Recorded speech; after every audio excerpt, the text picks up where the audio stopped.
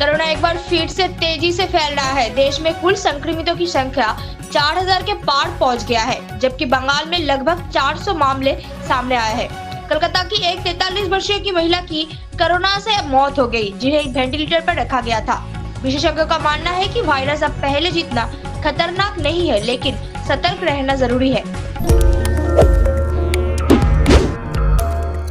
IRS अधिकारी अमित कुमार सिंघल को 25 लाख रुपए की घूस लेते हुए गिरफ्तार करने के बाद CBI ने उनके खिलाफ बड़ी कार्रवाई की। छापेमारी में लगभग 1 करोड़ रुपए नगद, 3.5 किलो चांदी और 2 किलो सोना बरामद हुआ। साथ ही 25 बैंक खाते और भारी संपत्ति के दस्तावेज भी मिले।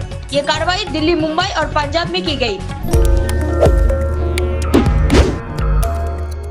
कोलकाता के 2 अभिजात फ्लैटों से 21 पालतू जानवर, 14 कुत्ते और 7 बिल्ली को अमानवीय हालत से पुलिस ने बचाया।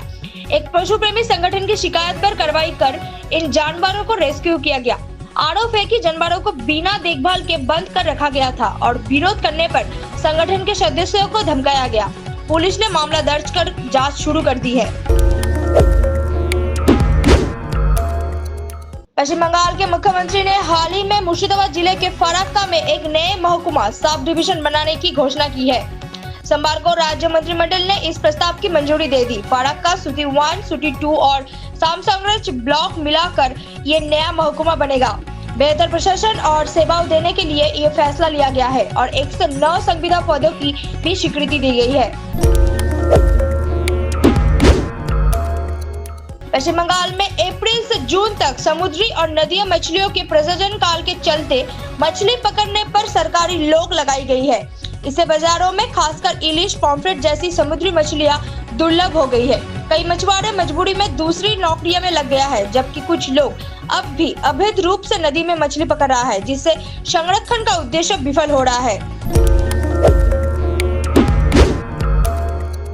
आसनसोल के बराकर स्थित 75 साल पुराने श्री मारवाड़ी उच्च माध्यमिक विद्यालय में शिक्षकों की भारी कमी के कारण 2025 से 26 सत्रों में कक्षा एकादश में नामांकन नहीं होगा। 30 पदों के बावजूद स्कूल में केवल 10 शिक्षक बचे हैं, जिनमें से 2 की नौकरी सुप्रीम कोर्ट के निर्देश पर गई है।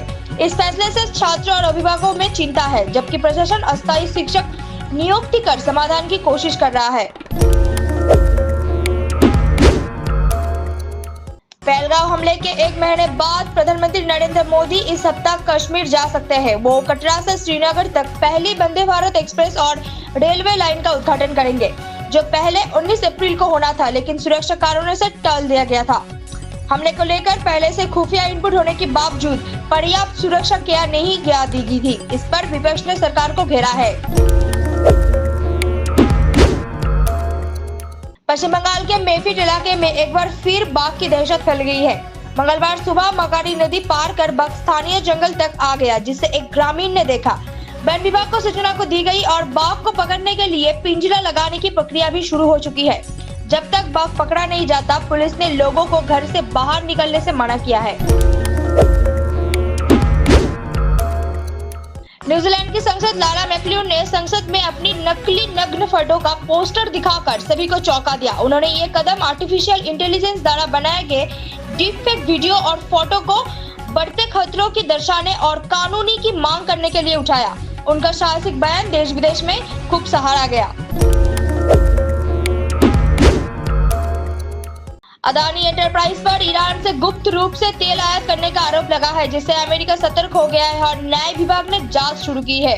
अमेरिका मीडिया का दावा है कि कंपनी ने अमेरिका प्रतिबंधों की अनदेखी कर मुद्रा बदलाव के जरिए ये आयात किया। हालांकि अदानी समूह ने इन आरोपों को बेबुनियाद और साजिश बताया है। इससे पहले भी कंपनी पर भ्रष्टाचार और शेयर बाजार से जुड़े मामलों में आरोप लग चुका है। आप देख रहे हैं न्यूज़ UNI।